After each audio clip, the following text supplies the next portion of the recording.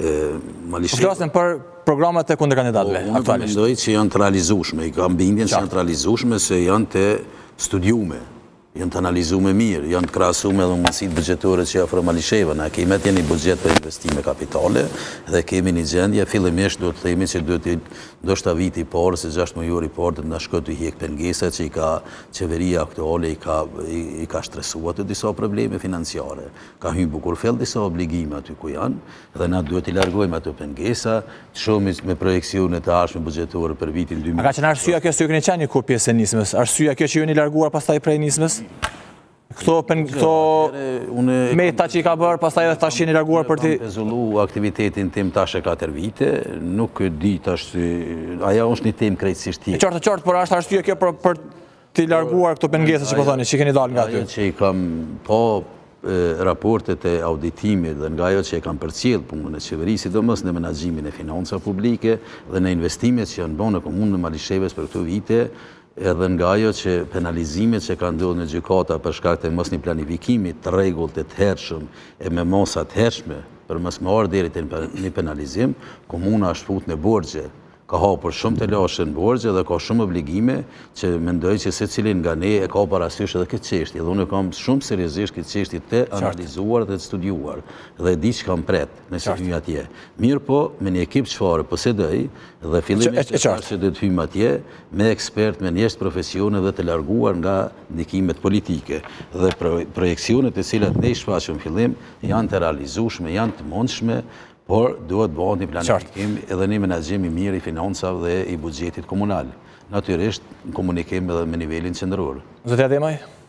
Unë vlerësoj që është orë momenti në Malishev të Qeverisë Lidha Demokratike e Kosovës dhe pa dyshim që bashkërisht me programet këtu që i prezantuan edhe kandidat nga PDK-ja, kandidati i pavarur dhe AOK-ja, janë ideale për të qeverisur unë sekretar komune bashkërisht me ta në mandatin e ardhshëm. Pra si koalicion, pra ju pëlqejnë këto programet e tyre.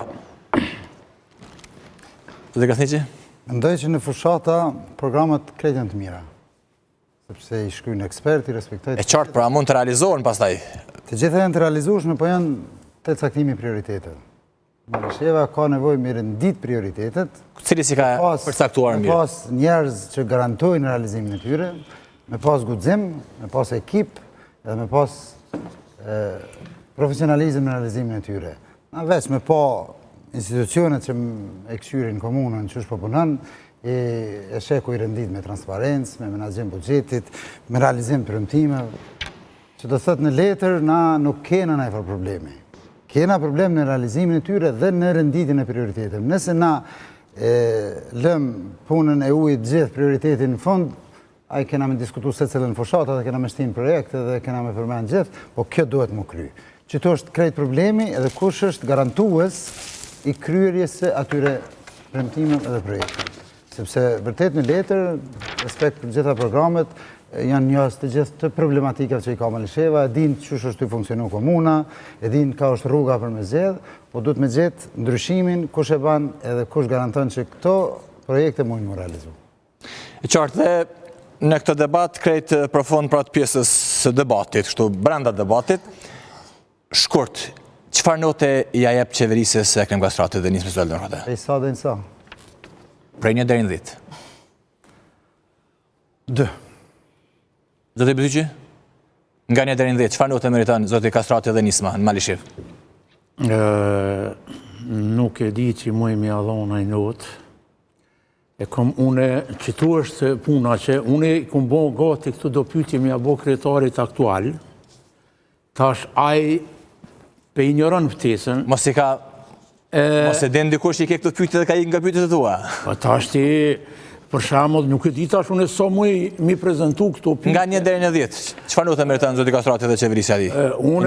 Unë notën ja jap nesh edhe shumë bile ka. Ja, njesh. Jo, njesh se zoti Kastrati... As nesh plus? Zoti Kastrati është vetëm si robot ullë në shkam karika aty. Kush e dirigjën? Telekomandën e ka tjetër kush. Kush? Dihet kush? Shefi. Kush? Shefi partisë. Kush është shefi? Ahmed Lima. Shefi e dirigjën. A ka shumë edhe Memri Kasni që ka thënë sot që komanda duhet të kthehet qytetarëve dhe mos dirigjohet nga dikush tjetër. Edhe telekomandën e ka Fatmi Lima. Zoti Joti, nga 1 deri në 10, çfarë note meriton Përbe zoti, Ekrem Kastrati edhe ndjeri 20 zoti nga Iraku, po nuk më imi notu njerëzit që mungojnë. Munges pa arsye, thoni. Mungesat nuk... Por është fundi vitit. Është fundi vitit, du në pas një notë. Jo, të lutë mungesat nuk e... Njerëzit që mungojnë në klasë nuk i në te. Po kur bëhet fundi vitit, Kur bëhet fundi vitit... ditarja është, domethënë 12 tetori është fundi. Nuk më imi notu njerëz kur mungojnë. Edhe besoj që është mjaftueshme kaq. Dhe dhe maj?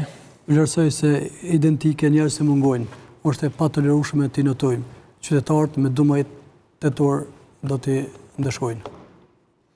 Keq puna Shkodran, notë jo e mirë për Ekrem Kastratin. Jo e mirë. Plus munges pa